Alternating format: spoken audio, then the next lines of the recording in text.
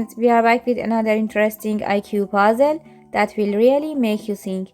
Focus carefully and don't forget to wait until the end of the video to check if your answer was correct.